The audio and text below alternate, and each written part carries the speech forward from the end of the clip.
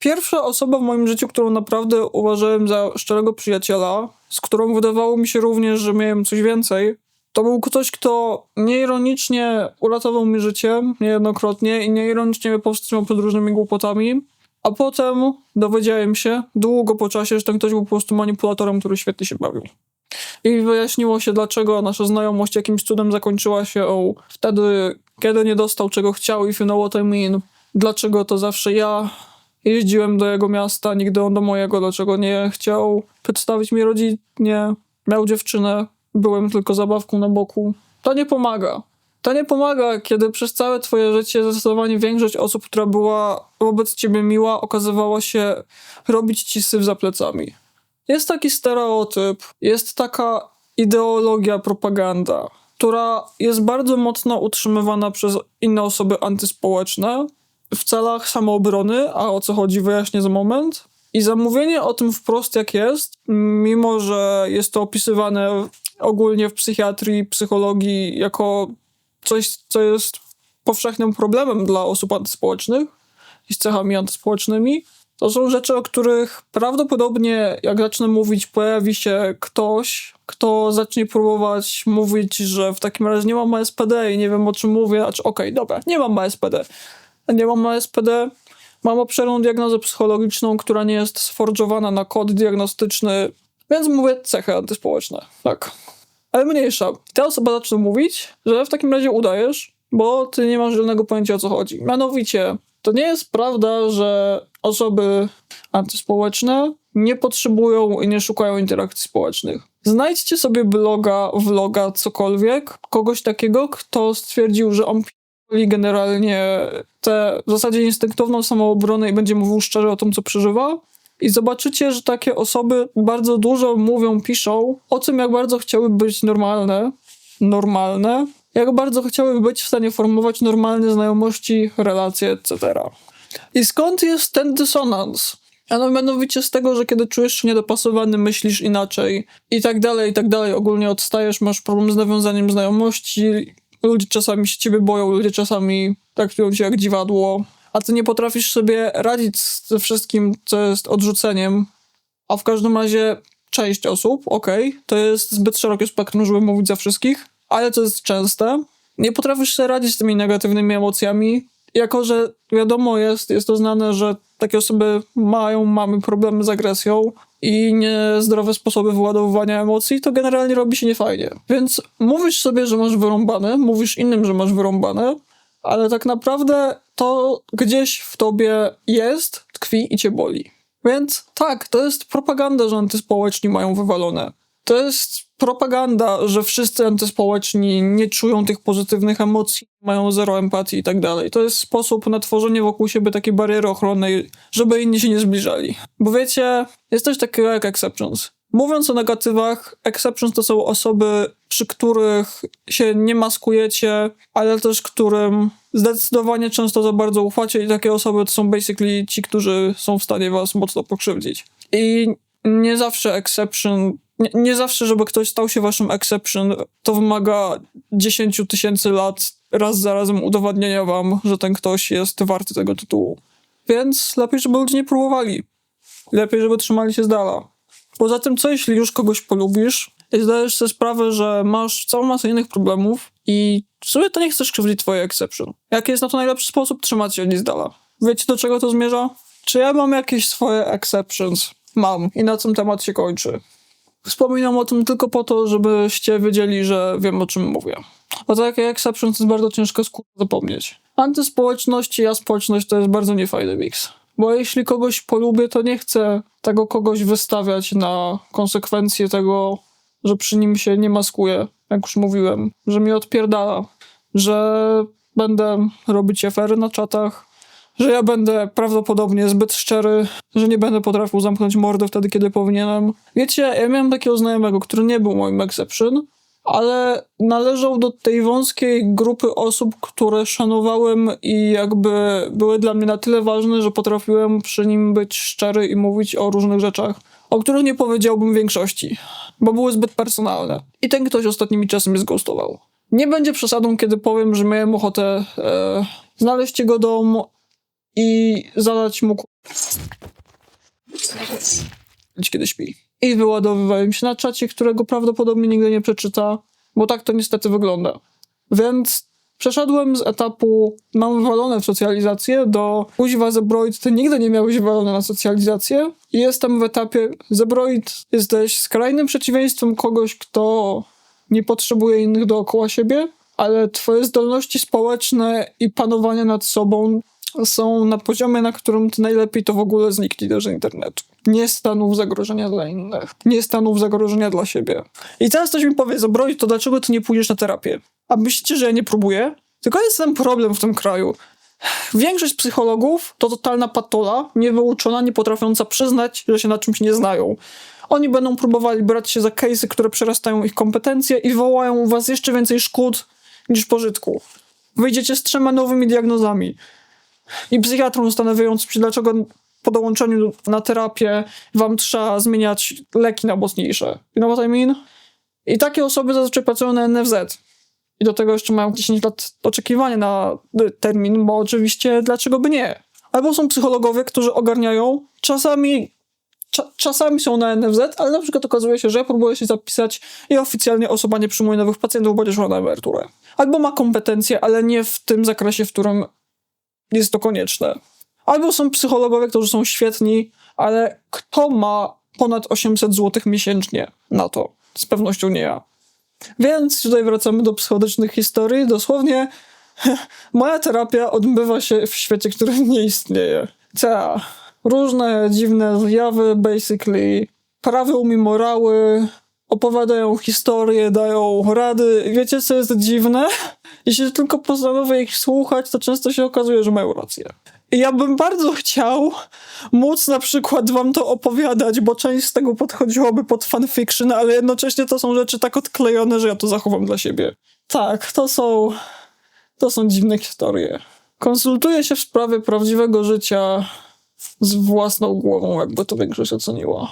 I co więcej, to działa. Wiecie, to potencjalnie mogłoby zastartować interesującą debatę filozoficzno, nie wiem, psychiatryczną. Mianowicie, jak dużo, zakładając oczywiście, że mówimy o rzeczach, które dzieją się w obrębie symulacji mózgu, jak duży mózg jest w stanie wiedzy, którą mają umiejętności, po prostu wziąć, zawinąć w kulkę i wyjebać, tylko po to, żeby potem sam przed sobą udawać, że nagle się ta wiedza pojawia i jest magicznie przekazywana.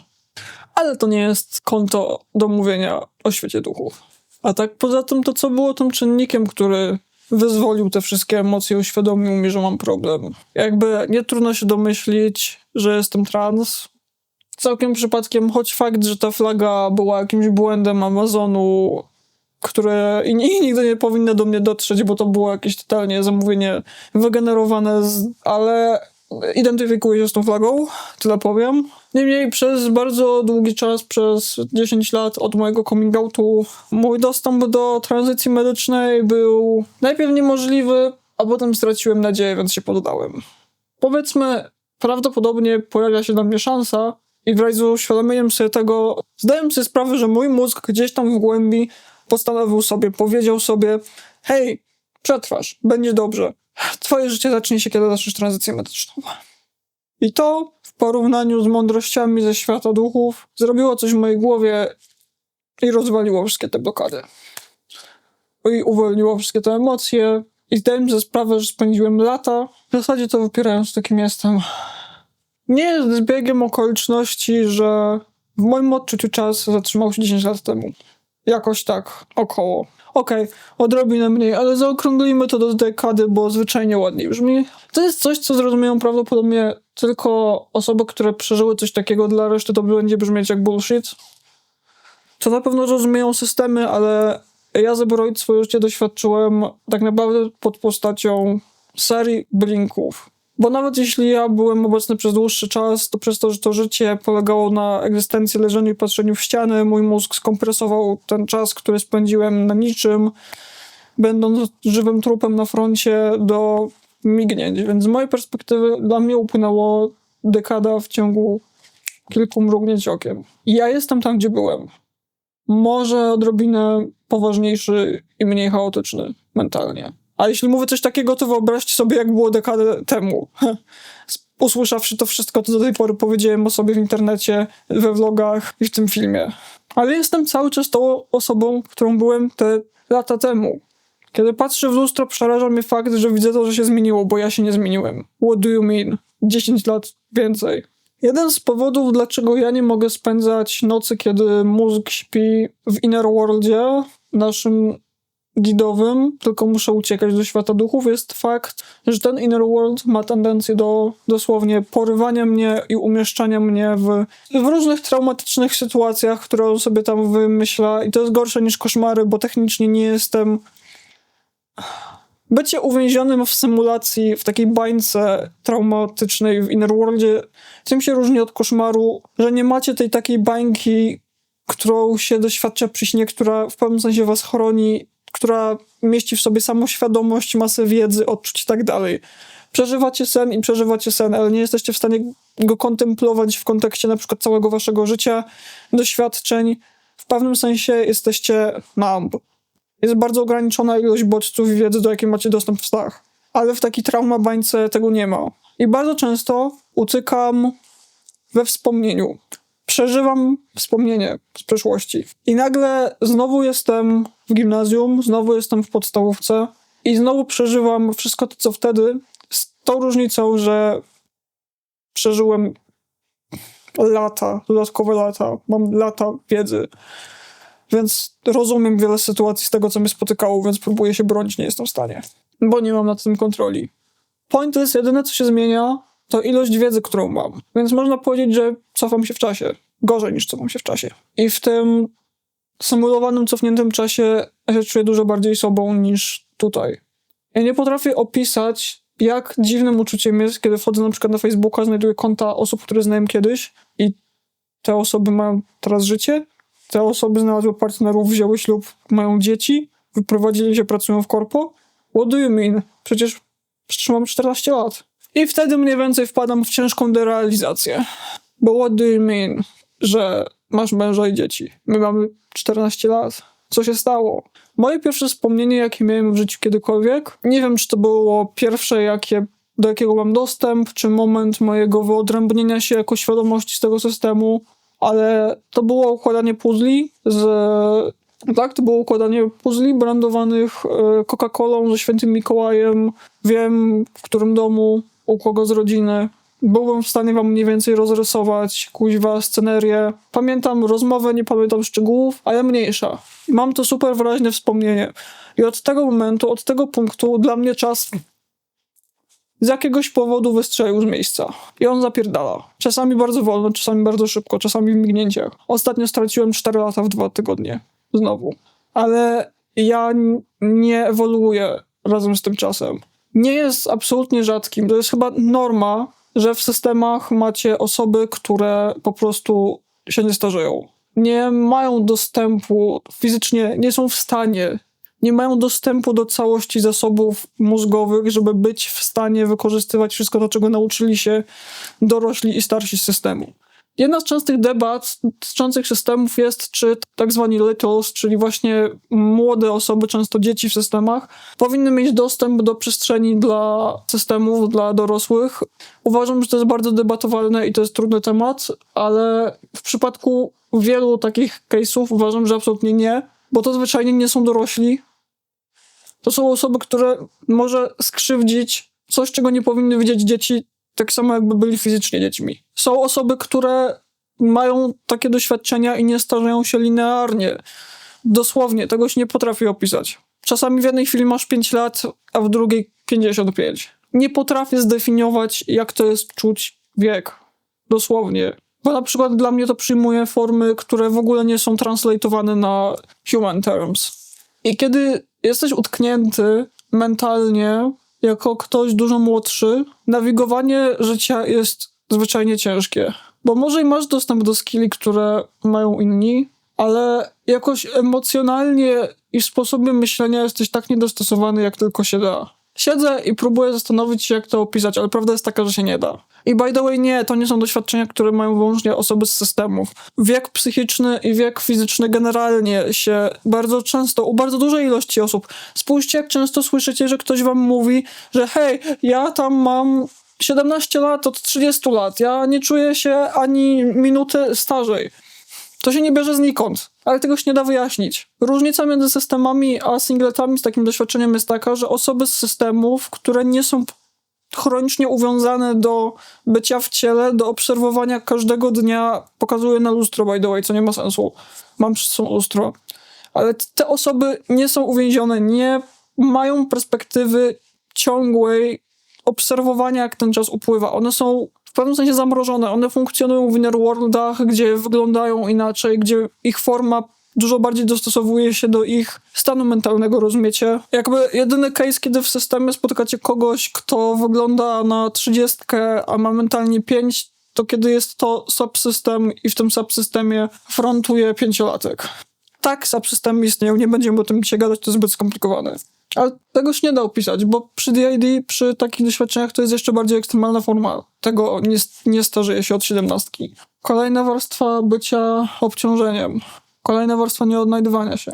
Zapostowałem kiedyś jeden z tych depression postów, które basically wyrażały fakt, że właśnie dla mnie czas zatrzymał się 10 lat temu,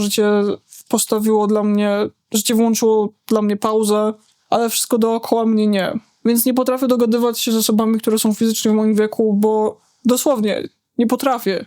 Ja się ich boję, oni są mentalnie gdzieś indziej. Choć zaczynam się aktywnie uczyć części patternów tego myślenia i dla mnie to jest dziwne. Ale jednocześnie boję się próbować nawiązywać znajomości z osobami, które są trochę młodsze, bo społeczeństwo próbuje w takiej sytuacji doszukiwać się złych intencji. Jakby to była moja wina. Zazwyczaj nie łapię tego, jak myśli większość dorosłych, chyba że ci dorośli mają jak ja. I podsumowałem ten post cytatem z The Last Unicorn, który szedł, możliwe, że go trochę przeinaczę, ale to będzie przypadek, on szedł mniej więcej tak: I can feel this body rotting all around me. Bo to jest bardzo dobre podsumowanie tego uczucia. To jest patrzenie, jak powłoka fizyczna dosłownie z perspektywy własnej dąży ku unicestwieniu. To było bardziej dramatyczne niż to konieczne i nie do końca precyzyjne wobec tego, co chciałem wyrazić, ale czuję aktualnie bardzo dużo neuroprzekaźników i jedyne, co potrafię powiedzieć, to to, że to nie jest happy brain chemical mix. Więc to jest kolejna warstwa. Dlaczego moje zdolności społeczne są tak upośledzone? Bo kiedy słyszycie raz za razem i otacza was zalew informacji o tym, który właśnie mówi, że generalnie na pewno coś jest z wami nie tak i macie złe intencje, to czasami wychodzi z tego OCD. A kto ma do czynienia z jakimkolwiek OCD, wie, że to OCD próbuje was przekonać i czasami prawie to robi, że